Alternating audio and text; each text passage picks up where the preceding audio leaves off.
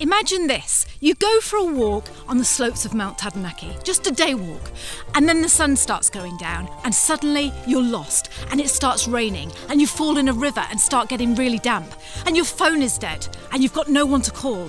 What would you do? When I was rushing back and I thought, the light's fading and I was fording rivers and falling and everything, I was more concerned about the... In this week's show, you're going to meet Bryan Vickery. He's a local Taranaki journalist and he's here with us today to tell the tale of exactly what happened to him up on the mountain and how he survived. It's a Drama, coming to you from Taranaki, New Zealand. Hello. Daddy, I love him! Mother thanks you. Right, Mr. DeMille, I'm ready for my close-up. Hello and welcome to the It's a Drama podcast. I'm Liz. And I'm Brian. And today we've got a very, very, very special guest with us. We've got Bryan Vickery. Another Brian, but with a Y. It's an absolute pleasure to be with you. So Bryan, we're gonna dive into Bryan's story in a minute, but Bryan is someone, a very close friend of ours that we have been dying to get onto this podcast for such a long time. And something has just happened in his life that made us go, oh my gosh, Bryan is still with us. He needs to come on the podcast and we're going to talk about it. So yeah, we'll jump into that in a little bit later on. But first of all, Bryan, if you just want to introduce yourself and say who you are. And Sure. For the last 21 years I've been a radio announcer and a journalist in Taranaki, working for NZME, and the last year I've gone independent with a media platform. And it's just been wonderful to have all these interactions, not only with you two, but also with your very talented children. I just want to say, before we start our story, I just want to say to people, because you're probably sitting here thinking, well, how do you know Bryan though? But I just want to say this. So Bryan contacted us. Me and Bryan went travelling around the world with the kids, as some of you know, and he contacted us when we came back and said, oh, can I do like an interview with you? So we all went down to his studio. Who were you working for at the time? Yeah, NZME, that's right. NZME, yeah. And he was like giving us so much confidence. And we were like, you know, who wants to see us? You know, no, it's like, this is embarrassing. And this is before YouTube and anything like that. We weren't active on YouTube. So I had a blog. And it was Bryan here. And I know you're not going to say it, but you gave us so much confidence to go, keep going with YouTube. And it was you, Bryan. Oh, thank you. It was you that said to me in a text, Liz, take the leap and do YouTube. Go on video. Yeah, go video. Yeah. No, well, it was about the video, and providentially or serendipitously, we've had wonderful interactions, and I got to tutor Tess when she did radio course at WED, and lots of interactions and interviews with Sonny, and it's just meant to be. Yeah, it is meant to be. So all those ties, you know, without. Yeah, but that's I have to yeah. set my hat off to you. How many people, local people, you interview and put them out there on your media, because you've got your own Bryan Vickery media now, haven't you? Yeah, that's right. Yeah. So and you get it out there for people.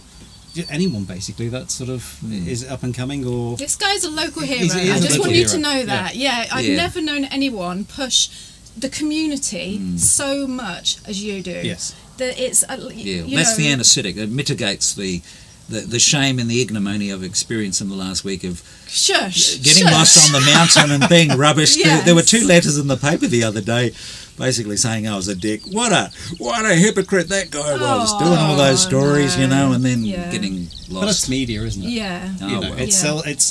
It's clickbait, isn't it? Yeah. But we've got friends and family in America that, obviously, because you've interviewed Sonny and Tess, you know, our son and daughter, that you know, who is this guy? This guy's a star. Yeah.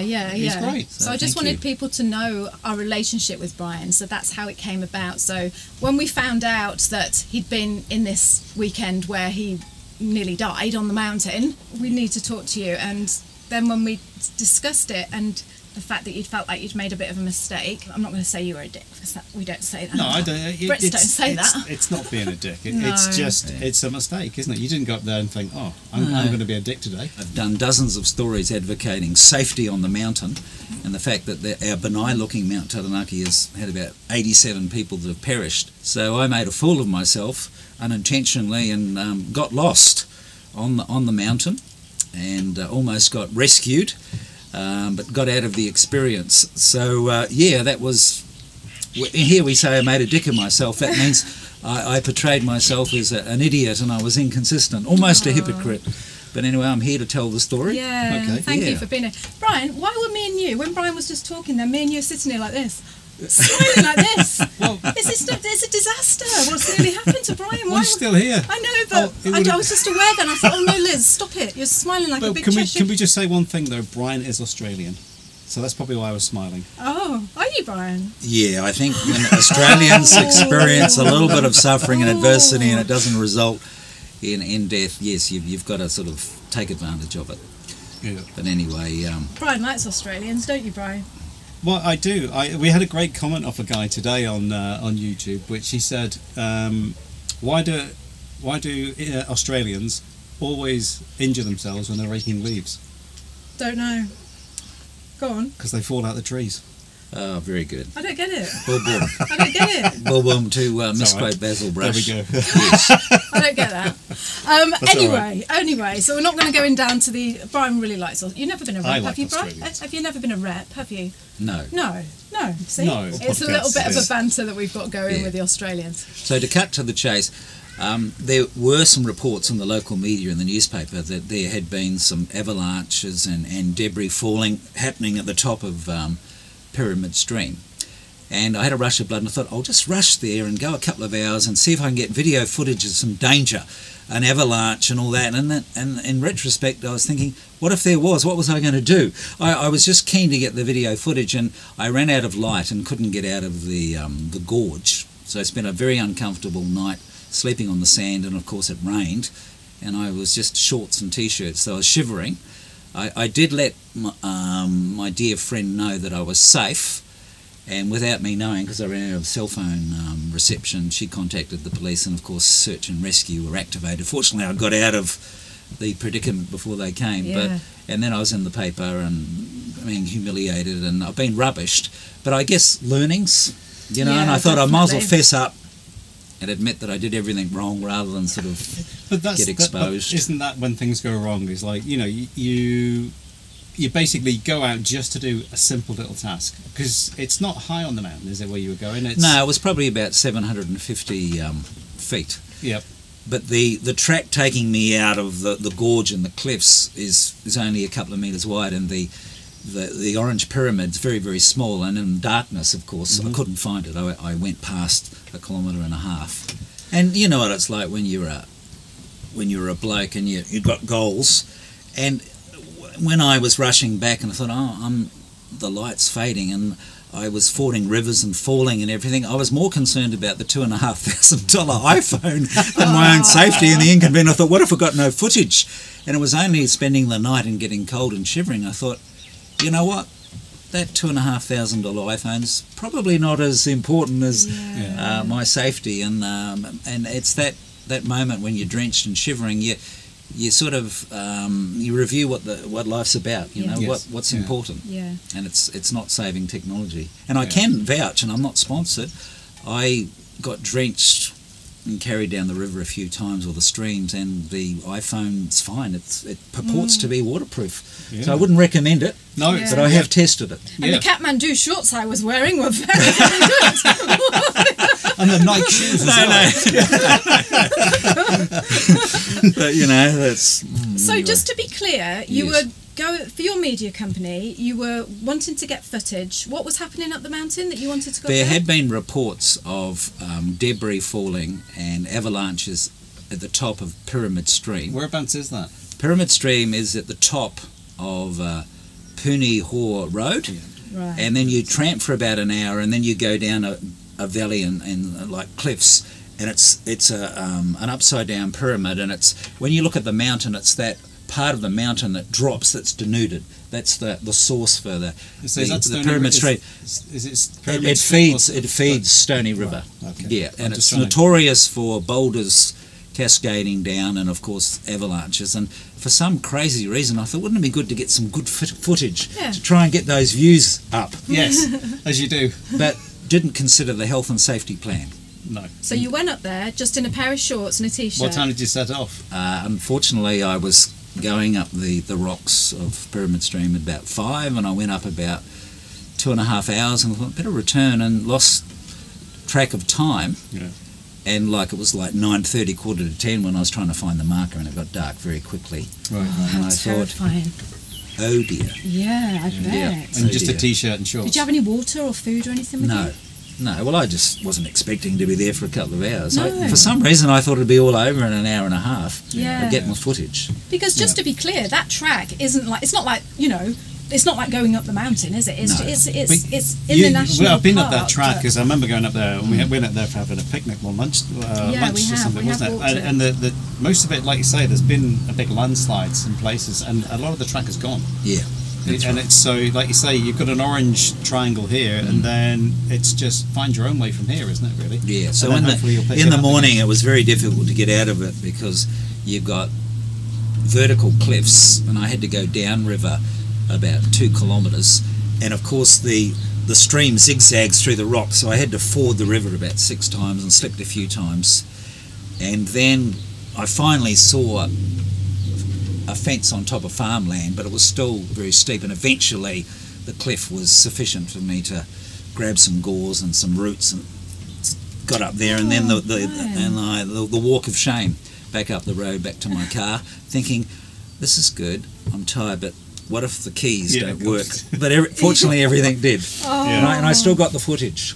Oh, that's You got great. the footage, that's amazing. Yeah, but I did think, and this would have been voyeuristic, I thought maybe at 2 a.m. I should just video myself, here I am, you know, and shivering. Yeah, you should. But for some reason, the camera didn't work, and I thought, bugger it, the camera's stuffed. So I'm Right. wondering whether providentially it's a good thing I didn't, because then it would have been like, hey, I milked this, or I was Yeah, being exactly. Yeah, it looks opportunistic. like you've So been- yeah, anyway, yeah. You could never milk anything. I've never known such a man. What's it called when you won't take any compliments? look, What's that called? I'm Australian. Sometimes we can be very opportunistic. Oh. Yes, You know. yeah, but that's what a lot of people on the media and stuff. It's like they set it up, and you don't see Can't what's be doing going on with that. behind. I do can't you? be doing You with know? that. Can you? When they get in a disaster and they get the phone in out and getting Yeah, video in yeah, it, it's yeah. just. I don't know. It's like you say. To me, that seems a little bit. Oh, why would you have done that? So, Brian, did you have any food or water? No. So, when it went dark, when This would be Liz's nightmare. Oh, having food it and water. would, because what did you have for your dinner, Brian? Well, Did you think to eat berries? when the adrenaline kicks in and you think, oh bugger, and you think of the appointments and you think it through, food was the last thing on my mind. And you know, look, until it started raining, I was thinking, oh, this is inconvenient, but you know, this is, you know, I'm communing with nature. And then of course it clouded over, it was a full moon, and boy, once it starts drizzling and raining and you're not moving, I got very cold, so I had to sort of be in the fetal position in the sand, and then running on the spot. Yep. So I had no sleep, I just had to keep moving. Is that right? Yeah, Is that but what you did? shivering, I reckon I lost a kg and a half, but there are better ways of losing weight, that's yeah, for sure. yeah, because you have to get your energy and keep it But up you know with it. what's outstanding, and I know you've got this amazing program, it's a drama and it's about the New Zealand culture. The good thing about New Zealand, whether you're a local or a tourist, if you get lost on the mountain or national parks, the search and rescue is superb, and they're very affirming. They don't humiliate you, they don't charge you, and the police officer who I know said, put it down to experience. I love the fact you're doing adventure. Don't beat yourself up. Don't give up on tramping. And there was no shame, and there was no humiliation. So I just want to say that by way of an encouragement to, you know, tourists and to locals. Yeah. You've got to get back metaphorically on the horse, haven't you? Yeah. Yeah, and the head of Search and Rescue, Vaughan Smith, the police officer, sent me a lovely text just saying, love the way you explained your story and did the messaging in the paper and owned up, and it's gold. Yeah. Keep tramping. Life is about adventure. Whereas those people writing letters to the editor, oh, you cost money and you know what, you know better, and you know. That's what we have emergency services for, isn't it? When we make mistakes, you know. Was there any time, Brian, on that mountain? So you're there and it's raining and you're freezing. You started shivering. You said, didn't you? Yes. Was there any time that you thought, I'm not going to make it? No, but I started to lose my confidence, and I thought, oh my goodness, how many times do I have to ford the stream? Because the stream's fast flowing, even though it's summer, and often if you're not careful, it knocks you over. And the more you get knocked over, it's the uncertainty. The great danger I had was fording the stream and slipping and hitting my head, and then potentially you could drown. Yeah. So the danger wasn't hypothermia, thankfully, because it was in summer. It was all the times I had to ford the stream and keeping the balance. Right. Yeah, Right. and I kind of lost my confidence. I forded that stream a dozen times and fell over. So when Six times, and the first time I went about 5 or 10 metres down on my back, and you think, whoa, how did that happen? Yeah. You know? Yeah. So you're totally drenched. Is what you're saying, Yeah. You're not just like fording it as in up to wading up to your waist or something. Yeah, well, you know, in those fast-flowing mountain streams, if it's above your knee and you haven't secured your feet and you slip, you'll be on your back and it moves you. It's quite surprising. Yeah, and it's quite the rocky rivers. Yeah, and then I thought, gee, if there's a cloud burst, this will be interesting. But I was unlucky but lucky. Yeah. So you didn't sleep at all? You were just kept awake? No, just Yeah. running on the spot. Was it bliss when the sun started to come up and you thought, right, I can start moving? It was. Yeah, I bet. Yeah, it really was. I bet. What sort of noises were there at night? Were there any? Did you see any animals or anything like that? Was it? No, the stream runs very fast, so it's a roaring sound constantly. A couple of times I thought, is that a plane? I hope that's not the rescue helicopter. That will be really embarrassing. So yeah, the volume of the flowing water it's a roar. Yeah, and quite a few birds, of course. Yeah. Yeah. So at what point did you stop trying to get back to the car? Or did you try and keep going all the time? Because when it went dark and you couldn't see. That was it. So your phone was Yeah, running out. I think after 10, between 10 and 10:30, the more I tried to search in the dark, and of course my battery charge was down to nothing, and I hadn't practiced how to use the torch on the phone. And I thought, how stupid. Now, if I had like 50% battery charge, there's a lot of things, you could keep walking, and sometimes you'd have reception, most times I didn't. So at that time, and then I got cold at about 1 a.m. and I thought, bugger this, I'm just going to keep walking over rocks and I'm going to get out of this. And then you get tired and fatigued and you start falling over and boulders start moving. I thought, this is madness. Yeah. I'm going to get a serious injury. Yeah. So you just took yourself off to the side? Yeah, and where the sand was, and thought and you buried yourself in sand, you said? That's right. Yeah? Did it keep you warm?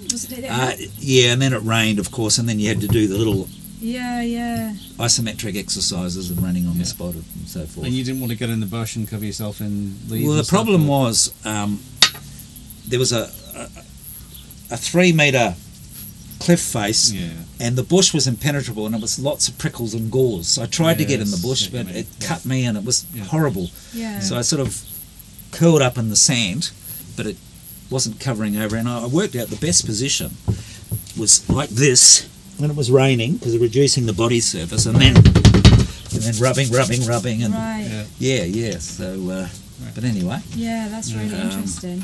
Do you know what the thing I'm picking up here, Bryan? I'm feeling like you were a little bit ashamed that you've got yourself lost, and like you don't want to embarrass, you don't, like, I don't know, why are you feeling like that? I think with my values and our culture, we don't want to be seen as inconsistent or a hypocrite. And over 21 years in journalism and radio, I've done dozens of stories with the police advocating safety and being prepared. Have a plan, have water, change of clothes, let someone know. It's all about safety, it's preparation. So to go up there impulsively trying to get sensationalist footage of avalanches and that, it's just dumb. It's everything and so that was for me the affront to my pride. Can I just say, I don't think it's dumb. I don't think it was dumb, right? But no, it's not dumb. No, I can understand the way you probably think everyone will be going, well, you should always take two people doing things like that. But you don't. It's just... Yeah. It's not. You're not going up the mountain like that. It's not like you've gone on the mountain and gone, I'm going to summit the mountain and I'm going to go up with nothing. It's a walk. We've done that loads of times, that walk, Bryan. Absolutely. Yeah, but not down the river bit that Bryan's talking about. No, we haven't. Yeah, and I've found in retrospect that the pyramid stream and going up the rocks is dangerous, and it's been frowned upon by tramping clubs because boulders come down, bad things happen, and I didn't realise the power and the danger of fording streams. I thought, it's summer, how could a stream knee deep be dangerous? And I tell you what, it can knock you over, and you've got to jump on rocks. And the first time I tried to jump on a rock, it was slippery, so boom, You know what I mean? And then you thought, oh no, the phone's wrecked. You know, and then you lost the sunglasses and you get cranky. Oh, if you've lost your sunglasses, that's not on. What make were those? Brand were those? I'm only sort of, you and I have got this iPhone thing going because I know what you'd be like if you fell in the water with your iPhone. Oh, yeah, well, you'd be annoyed. Yeah. You'd be annoyed. Well, it's like anything, isn't it? Yeah. Your battery goes flat, you're like...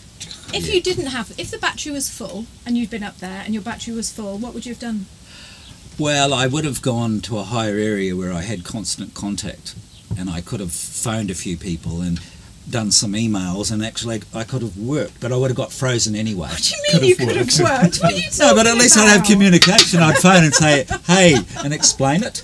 But what happened in letting my dear friend know, and she couldn't get back, she's panicked. She would be, and look, she was distraught. Yeah. And while I was uncomfortable, it was only until I went 2 kilometres downstream and I got a little bit of reception. I was able to say, I'm fine, I'm going to get out of this, and they were all relieved, including the police. Yeah. So, you know, I had to turn the phone off where I was. So, yeah. Do you think this is a how long have you been in New Zealand? I've been in New Zealand a long time, for about 30 years, but I've lived in Taranaki for 22 years. Right. Yeah. So do you consider yourself more a Kiwi than an Australian? Well, I'm like Russell Crowe. No one wants me. Technically, I'm a New Zealand citizen, and I've actually spent more years living in New Zealand, but I'll always be an Aussie. Just like you will always be British. Yeah, You are. We've said that on 19 podcasts. I love New Zealand, Yep. and I want to stay here. But just to show you how stubborn and foolhardy and proud I am, managed to get out of my predicament, got to the car at about 8 a.m, had my first interview at 9:30 that day, drove to my place, had a shower, starving, just managed to have some food, have a shower, and I was 2 minutes late to my appointment.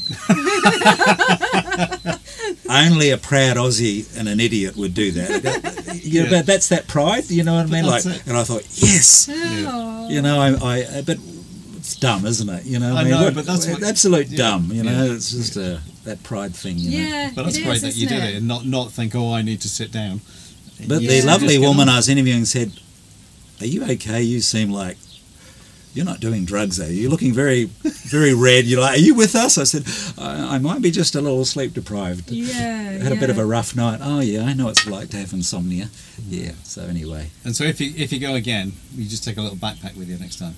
well now even when I go out the door, I've got a thermal and a raincoat. It's overkill. People have offered flares and a tent, and you know I'll be tramping with 50 kg of stuff. That's it, yeah, Clive. You know what I mean? And so I'm ready. Yeah. Yeah. Isn't it funny when something happens like that? You know, something bad happens and you come close to, you know, dying or something terrible, and you just you think, right, that's it from now on. I'm not going to worry about that. I'm not going to shout at the kids anymore. I'm just going to, like you say, be grateful for every minute, and then slowly it starts to just, you know, a couple of weeks later you're like, Life kicks in again. I wish that you could keep that gratefulness for life all the time. It'd be so cool, wouldn't it? You know, just to go through life. And I know that's what you should do, but as you said, Life gets in the way It again, doesn't it? does, It's, it you know, not does. that type of life, but just everyday life gets in the way, doesn't it? Yeah. and like when we heard about you going up the mountain, the first thing I did was want to ring you, like, you know, why don't I Thank just you. ring you anyway? Why don't I ring you? But you don't. It's You funny, put things- they often say bad things come in threes, and that's an allusion to the story of Job in the Bible, where there were 3 bad things that happened, and a few days later, I live on Northgate on the highway, and someone was doing about 80k, and they skidded across the median strip and across my lawn and crashed into my rock garden, and that was in the wee hours of 1 a.m. So I was thinking, okay, the first one was self-induced.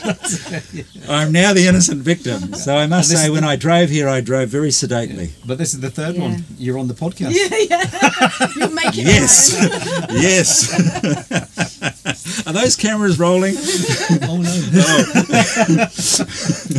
So before we wrap it up, I'm not going to let you go, because when you just turned up at our house there, just before, you were talking about, last week we did a podcast on New Zealand laws, crazy Yes, New Zealand yes, laws. yeah. Will you just tell that story that you told me in the kitchen about the New Zealand laws, about the... Yeah, go on. I love this. So in New Zealand from 1883 to maybe the 1950s and 60s, New Zealand was very famous for being conformist and conservative and even prudish.